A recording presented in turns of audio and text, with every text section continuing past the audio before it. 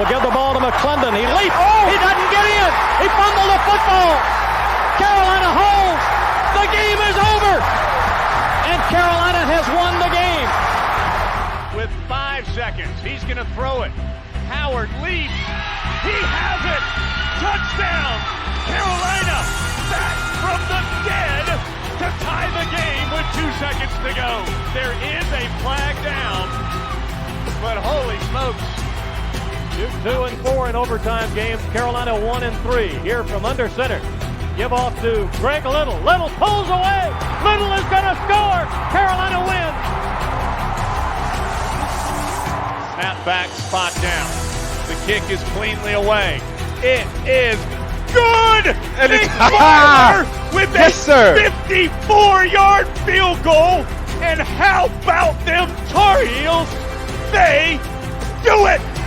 Possible win. Snap, spot, kick away, high enough, long enough. It's good! It's good! Carolina has won the game on a 42-yard field goal by freshman Hunter Burns. In his end zone. The punt, very high. Switzer will have room to return it. He fields it at the 40. Coming near side, Switzer at the 50. Switzer, 45, cuts back at the 40. 35, breaks a tackle at the 30. Still on his feet. No, he's not. Yes, he is. Ryan Switzer for 6. He is doing his best Giovanni Bernard impression. Ryan Switzer again. Bernard fields it at the 26. Heading to the far side. Gio at the 35. Gio, he's at the 50. No, he's not. Yes, he is. Gio is going to take it for a touchdown. Are you kidding me? What's going on, guys? It is the Heel Tough Vlog podcast. We are back, second straight night. And as you notice, there's a different guy over to my left, over to my right. For some of you, it is Zack Hubbard who is back with us. And for the first time on camera, man, it's got to be some experience for you.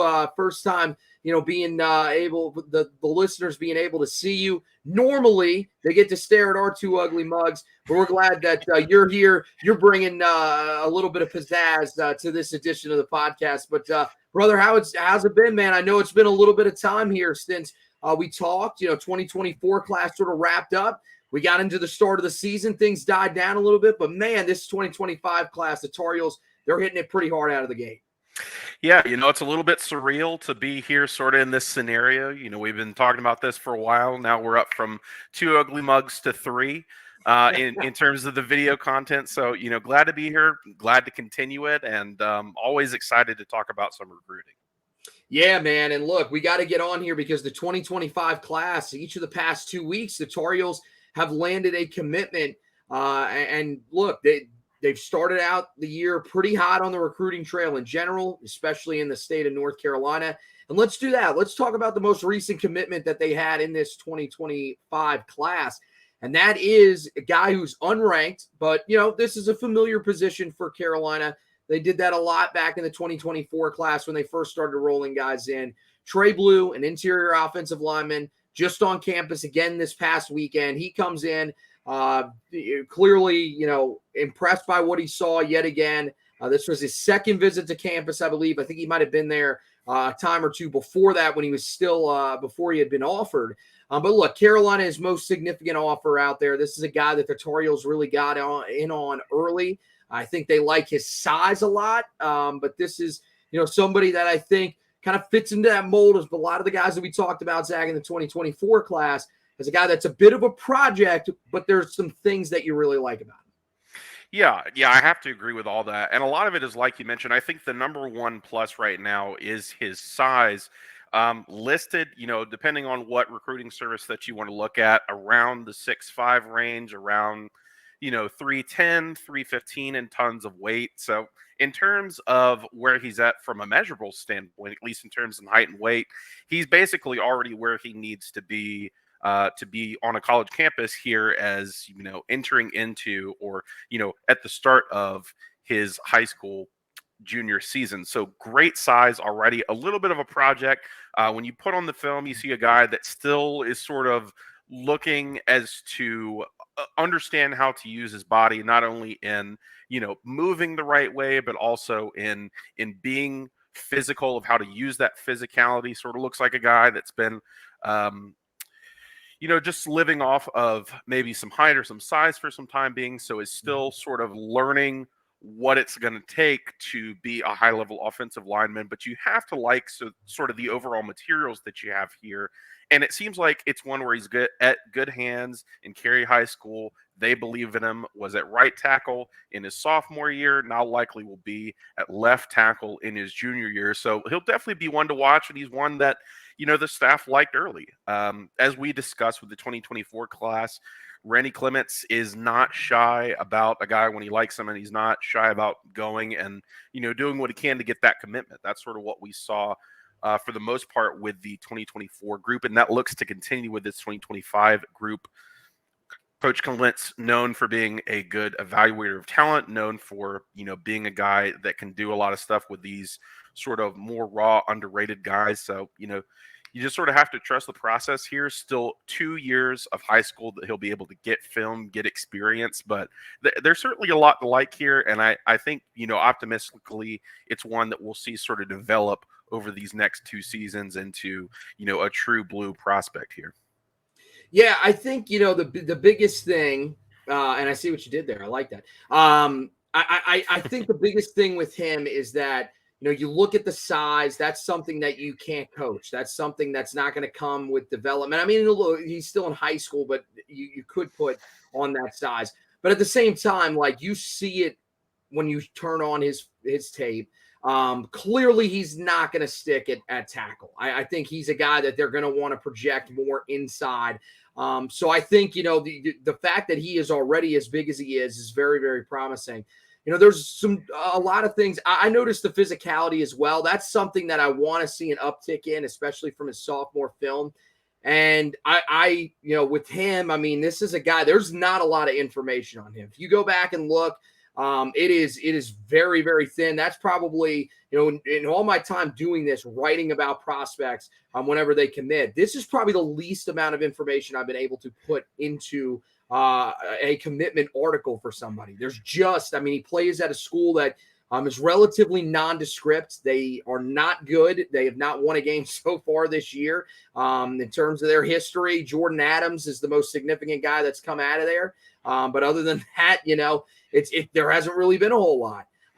So it's kind of difficult to find a lot of stuff on him. But I thought when I turned on his film, I saw a guy that moves his feet very well. I saw a guy that, I think his hand placement is really, really solid. And that's how he's going to win. And that's the biggest thing is, when you have good footwork, when you have good hand placement, I think that allows you to be a really good pass protector. And one of the areas that Carolina has really struggled with when it comes to their guard play is pass protection. I thought, this past weekend, we talked about it, when we recapped the game last night, you saw Carolina pass protect well, and we saw how big of a difference that made. I mean, the fact that Drake May was able to really be able to stand back there and pick apart that Minnesota defense, it made a huge difference. And you're going to want that, especially moving forward with quarterbacks that may not have the same type of, just raw talent that Drake May has back there. So I really think that, this is a guy that can fit that mold. To me, I think being able to coach more physicality, being able to coach better run blocking, which is probably the areas that he needs to improve in, that is so much easier than coaching pass protection. If guys simply just do not have the footwork, they do not have the athleticism, it's really tough to develop that. He's got all that stuff. It's just, hey, we need to find a way to get you to be a little bit more mean when it comes to, playing in the trenches on those rundowns. I think it's more than possible for him. And I really do think, it's so much about upside with these guys, especially when you talk about these linemen. You're talking about guys that are coming in. It's going to take them a few years to develop anyways. So, for Carolina, this is not going to be the headliner of their offensive line group either. It's a guy that's an in-state prospect. It's somebody that the staff has really grown close with. They had him out. He got an offer at one of the prospect camps earlier this year. So they saw the intangibles that they like, and they feel like it's something they can build on. So I like them taking the risk here. Now, the thing is that he's the second commitment in the state of North Carolina in this class. Look, Carolina waited a while in this past class to sort of get going in state. Got some big fish at the end, really helped to solidify what was a class that at times we were talking about and saying, look, it's a little bit concerning that they're not bringing in a bunch of big names from in-state. For Carolina to get the top quarterback in the state, to get in on a guy that, could be probably a middle-of-the-road offensive lineman in the state of North Carolina, but still a guy that, is an in-state prospect, to get two of those guys already committed, it feels like, Zack, this is a pretty big step for Carolina to get off to a good start, not only just in the class in general, but in the home state where people were starting to get a little concerned about outsiders invading. Yeah, absolutely. I mean, that's something we've mentioned a ton, especially throughout the 2024 class in terms of seeing a little bit of a downtick in terms of North Carolina's in-state recruiting and then seeing other people come in. So it's always a good start to, get that train rolling early, like you mentioned. One of the big things there is, of course, having your quarterback already committed in Bryce Baker, another in-state guy. You've sort of added an offensive lineman for him at this point. So, they're building a basis at this point that they didn't have the opportunity to build in 2024. Looks to be a little bit of a, better in-state class in 2025. So we'll see how it all shakes out. Obviously, there's going to be those same teams that sort of took guys in the will take guys, I should say, in the 2024 cycle. They're going to come to the state again. They're going to be, in the mix again. That's not going to change. So you're going to see schools like South Carolina, Clemson, Tennessee.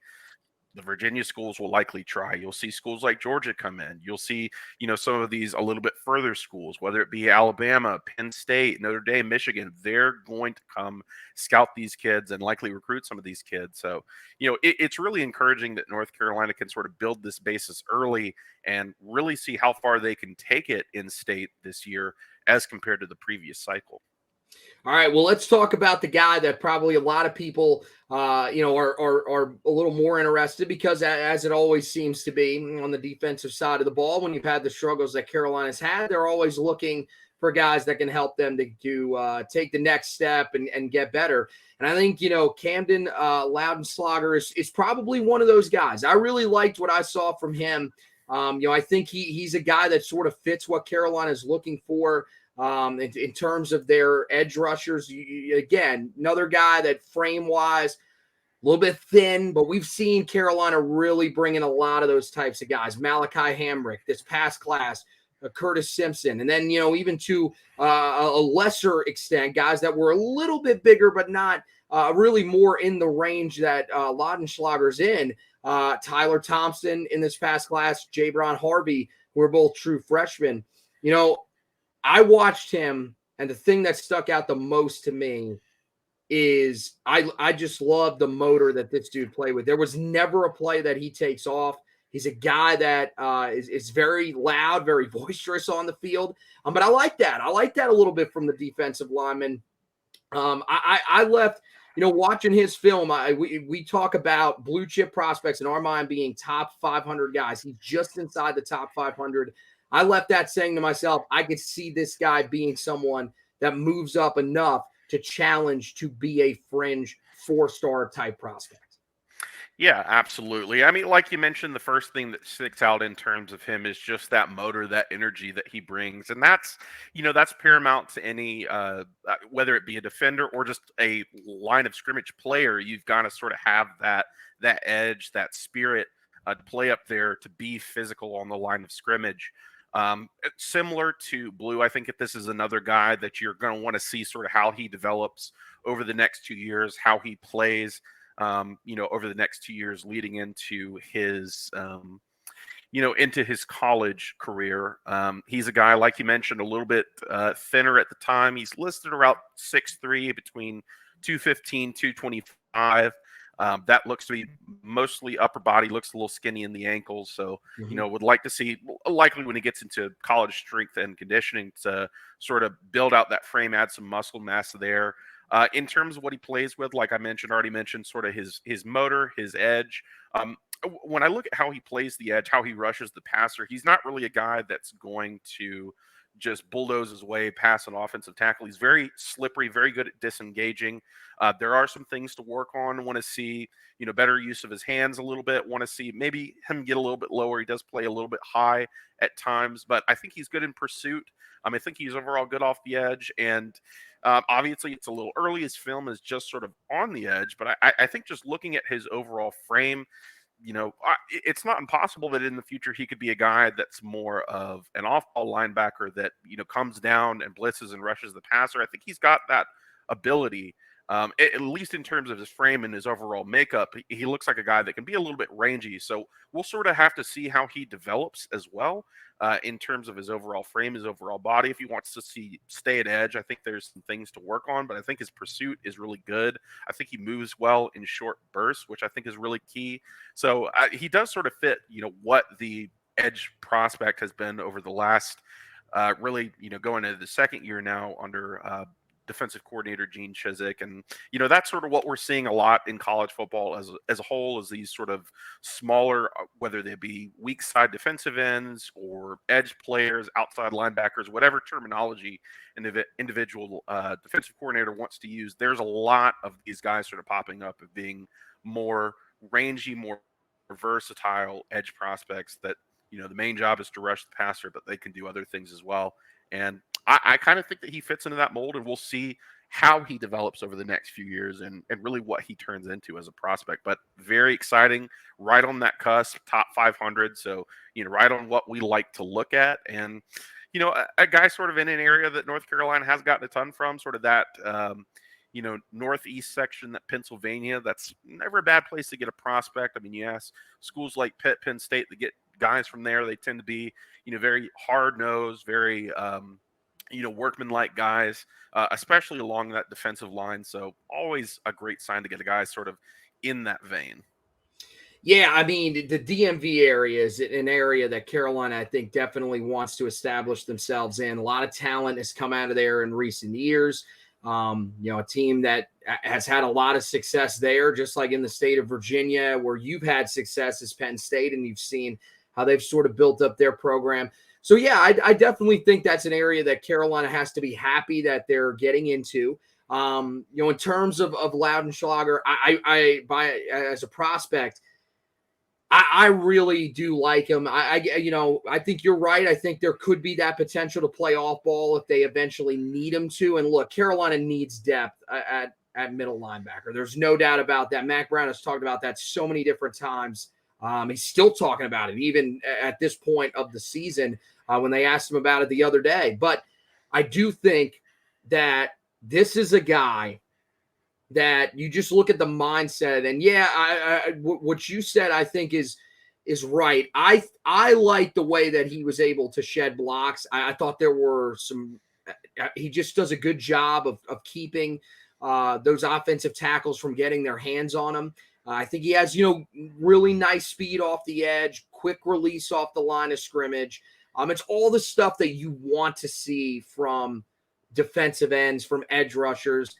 And with the motor, that's really what you're looking for, especially from the edge rushers. And I'm not saying, I think this year, more than the last few years, you're seeing it from Carolina's edge rushers, that guys are playing every single snap. I think there's a different energy from Des Evans this year. Kamen Rucker's always been that type of guy. They're finally giving him more run. This guy feels like he's sort of in that Kamen Rucker type category of a guy that is really just going to give it his all every time that he's out there. I think, you look at, how good he is. To me, the thing that I think is really encouraging with him, and that I really do think I want to see at that edge rusher position, you're not seeing even right now. I love the way that he seals the edge in the run game. I think he does a tremendous job. He knows where he's supposed to be. He's a very smart player. And again, you go back to being able to shed blocks and make plays in the backfield. That's one of the things that Carolina struggles with at times, even when they're rushing the passer well, is they still struggle at times to get off the ball, to shed blocks, and make plays in the run game. This is a guy that can do both for you. And I really do feel like when you look at all the things that he has, that combination there, that's why I think he has the chance to be a 4-star prospect. He's in a talent-rich area. He's going to face some really good competition. I think this guy, as he continues to progress, he's going to get more and more exposure. He plays at McDonough High School. That's a pretty well-known high school in that DMV area. And I think that as he gets more exposure, you're going to see a lot more of these recruiting websites start to hold him more highly. I think the other thing that's really interesting with him is you look at the starts of the season that he has already this year. 3 games played so far this year, and he already has 23 total tackles, which leads his team, 8 tackles for loss, which is already more than he had a year ago, and 6 sacks, which is more than he had a year ago. Also has 3 fumble recoveries if that wasn't enough for you. So a guy that is really making a huge impact early on. This dude, he is a guy that has an extremely high ceiling. It feels like he really just cracked the surface last year, and now he's going to get to sort of build himself up as a junior, really explode onto the scene potentially as a senior. And that's why I think, this is a really good first edition for Carolina. I know a lot of people were crushed when Gus Ritchie ended up flipping his commitment. It's still one of the weirdest things I've really seen in recruiting. I got to be honest with you, to go on a podcast with your family there with you and commit to one school and then flip within a week, it's just insane. But I think that, Carolina, they addressed it pretty quickly. This is a guy that they had a pretty good relationship, I think, with even during that time. And maybe they were going to bring him in. But now you've sort of already filled that spot that Gus Ritchie left behind at the edge rusher spot with a guy that I think, at least in my opinion, I think has bigger upside there. Because, one, this is his position that he's solely focused on. Remember, Gus Ritchie was a guy that was playing tight end too. So now having a guy that's just focused on playing defensive end, how much does that help him sort of grow? And 2, I think he's, at a school that's probably going to test him a little bit more. Northwood High School in Pittsburgh, their level of competition is not great. That was one of the things we talked about with Gus Ritchie. So I think it's interesting, to say the least, that Carolina goes out, replaces him as quickly as they did. And I think gets a really good prospect, Zach, to start off the defensive side of the ball in this class, where I think Carolina, once again, has some work to do to continue to try to build the depth that's starting to show up, but it's due to a lot of what they've done in the transfer portal. Yeah, absolutely. I mean, like you mentioned, they've sort of built this roster not only in the transfer portal, but had multiple, great classes that are sort of maturing, and they've got to keep that going. They've got to keep that, defensive, that defensive rotation going into the future, because, Kamen Rucker, Desmond Evan, those guys that you mentioned there on the edge, Amari Gaynor out of the transfer portal, those guys are not going to be there forever. They're going to be, gone by the end of this year, if not next year, most likely. All 3 of them, if I remember their eligibility correctly. So, you've got to have some of those other guys step up, and it is a constant process. That is what recruiting is. That's why it's, 24/7, 365, is that you're always going to need more at this position. You're always going to need another quarterback. You're always going to need another offensive lineman. You're always going to need another edge player, because the seasons keep going and going. So yeah, they've got to continue that. They've got to, show not only on the field sort of that they can follow through on that development, but they've got to continue to identify guys that they want and, get these early commitments. And I have to agree with you. I think it's a great start to what this defensive class will be. As we mentioned before, we also have a great start to the in-state class. So would like to see, some of those guys be on the defensive side as well. But all in all, it's hard to really ask for a better start if you're North Carolina for how this 2025 class, is starting out. And, I'm sure that there's going to be more surprises along the way here this fall.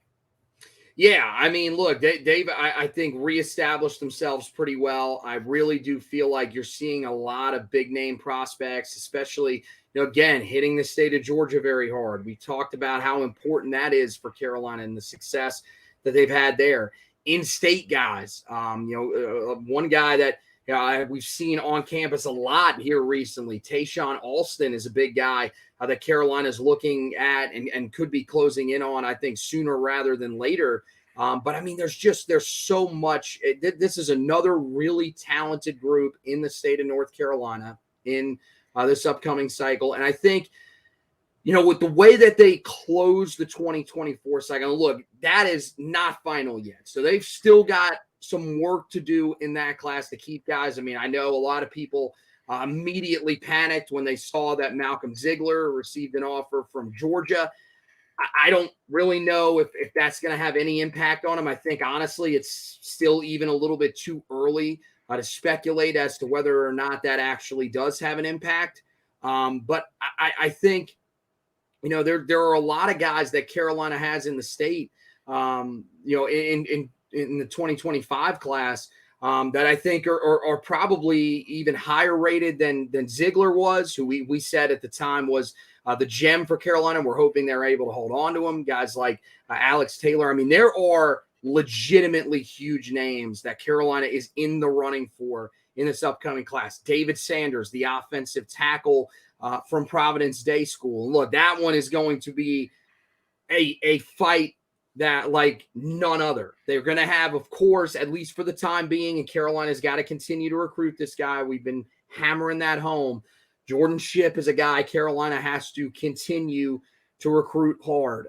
We heard it, and we've heard it just about every time that they've done an interview with Jaden Davis that he is trying to get him to flip. But if Carolina can keep Jordan Shipp's commitment, then you have to imagine that he's going to play a big factor with David Sanders. You got another guy that's ranked inside of the top 50 prospects in the class in Bryce Davis, who Carolina seems to be in really good standing for. And then you've got another guy that's right outside of the top 100 as of right now, according to 24/7 Sports, rated at 101 in the class, and Isaiah Campbell from right down the road in Durham. So, I mean, man, Carolina, this is a huge, huge year in the state for them. And for them to already have some momentum, I think is just massive. Now, one other thing I wanted to ask you, Zach, is actually, believe it or not, pertaining to the 2024 class. And this is an offer that Carolina extended the other day on Monday to Leroy Jackson, who is a 3-star defensive lineman from Leesburg, Georgia. Now, Carolina already has 26 commitments in the 2024 class. We've said this, look, it's going to take really an elite guy, something that Carolina feels like they still have a weakness at, that they really need to address. And the interior of that defensive line, I think, might still be one of those areas. Remember, Carolina was trying to add a second guy along the defensive line, along with Peter Pisanski. The guy that they had lined up was Justin Terrell. He committed to NC State. Now Carolina has extended an offer to a guy out of the state of Georgia where they've had a lot of success in that state already in the 2024 cycle. What do you make of that, Zack? And do you think that there is a chance that Carolina could be looking to add, if there are any other spots that they're looking to add at, that defensive line spot is the spot where they potentially get that 27th commitment from? Yeah, well, and I do think that they are looking. Obviously, this offer would seem to suggest that, and I'd mentioned that previously, sort of when we said like, "Hey, the class looks to be wrapped up." That if they look anywhere, it's going to be defensive line. They had 4 initially, down to 3 at the moment.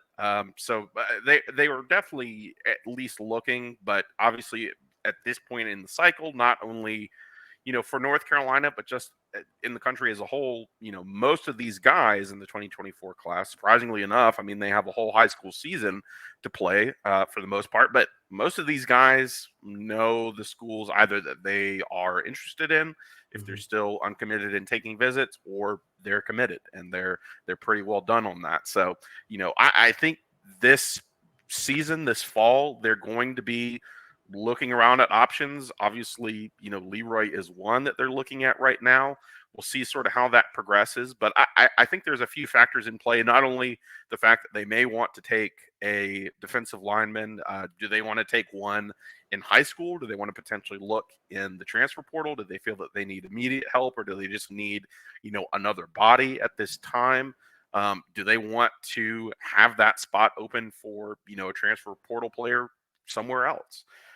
That's really sort of what they're looking at this time. So there's a lot of factors in play here.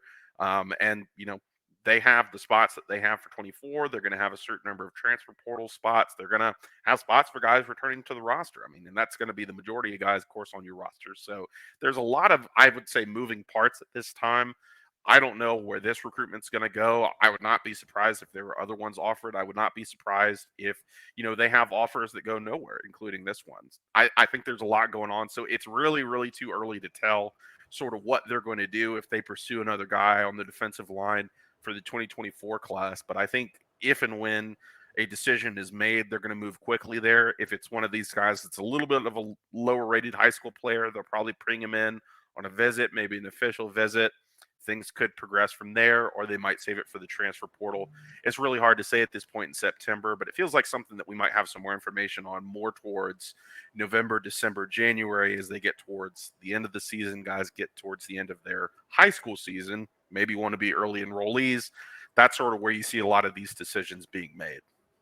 Yeah, well, the interesting thing with him, and, I went and looked when they offered him, and I said, okay, why all of a sudden now is this a guy that's on their radar? Never really heard his name at all before then. And the big reason why is, I mean, you look at his junior year a year ago, 29 total tackles, 3 tackles for loss, no sacks, 9 hurries. Solid, especially for an interior defensive lineman. What's happened this year, he's played 5 games this year. He has 21 total tackles, 9 tackles for loss, 6 sacks, 10 quarterback hurries. So this is a dude, we've seen this before, Zach, where guys just blow up their senior year. All of a sudden, something clicks, and okay, now this guy's putting it all together, and Carolina is one of those ones that says, hey, well, we were potentially looking at somebody where he plays. Let's extend an offer here. Let's see if there is really something here. I think this might be one where Carolina sort of lucks themselves into. Now, I think, look, if Carolina wants him, I think this is one where you probably want to push hard because he's off to this type of start. Georgia Tech's a team that's been on him for a while, so that's one where, hey, he's known that's an option. That you would imagine they're still going to be pushing hard for him. That's probably your biggest challenger at this point. Iowa State was a team that offered him that he really liked back in the summer. He took an official visit to Cincinnati. He took an official visit to Illinois. So those are the other teams that are currently players for him. But you just want to make sure that, hey, if this is someone we want, there are going to be other teams probably in your own conference. Maybe some SEC teams potentially take a look at him. Team like Auburn, they always seem to have success in that area of Georgia. So I think Carolina, if they really want him, they got to jump in here and try to make a push. And I think it makes sense. Pasansky is a guy that I think, you when you look at him just in terms of his film, you look at the measurements, he's a guy that's 260 pounds. He's probably somebody that, in an ideal world, at that size, you're playing him at the power end spot. If you want to, hey, we'll add a little bit more weight to you. We'll play you on the interior of the defensive line. But ideally, you're probably saying to yourself, okay, let's try to get him to play the power end spot because he's going to be around 265, 270. I really think that Carolina wants to get a traditional defensive lineman in this class, a guy that they know can play on the interior, because it's still, as good as the edge rushers have been, I still think that's an area that's been a little bit of a weakness. There's a lot of upperclassmen there. I mean, you're talking about Miles Murphy, upperclassmen, Kevin Hester, upperclassmen, Tamari Fox, upperclassmen. I mean, it's just, you are going to be rolling a lot of those guys out of there. So I think getting somebody in there that's younger, that you can possibly develop, I think it makes a lot of sense for Carolina in this class, and that's something we'll be keeping an eye on. So we're going to shut it down for this edition of the podcast. Hey, guys, make sure you head over to the website, heeltoughblog.com. Check it out. We got the articles up there to break down the two guys that we talked about in depth here a little bit further. Trey Blue, the most recent guy, and, of course, Kamden Laudenslager. You guys can go back and take a look at that. When you go over to the Heel Tough Blog website, there will be a tab up at the top that says football recruiting. Click on that. That'll take you exactly where you want to go, right to that page, so that you can just get the football recruiting stuff. So make sure you're checking that out. Of course, on the field, Carolina off to a 3-0 start.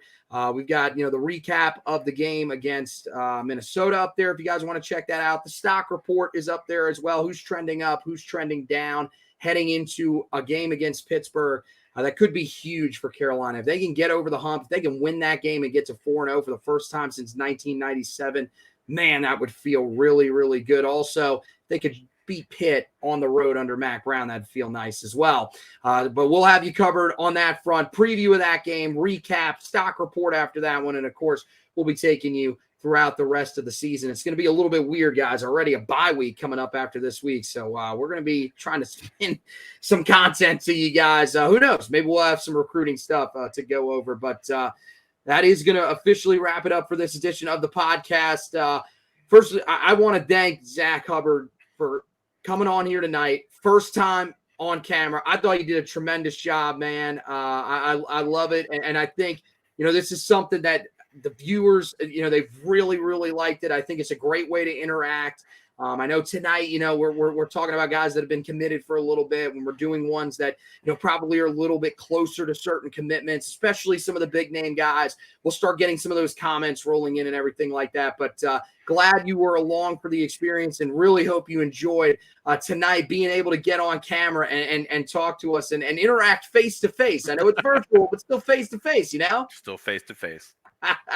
So, yeah, I want to thank Zack Hubbard for hosting with me. I want to thank you guys for watching and listening. And as always, go Tar Heels.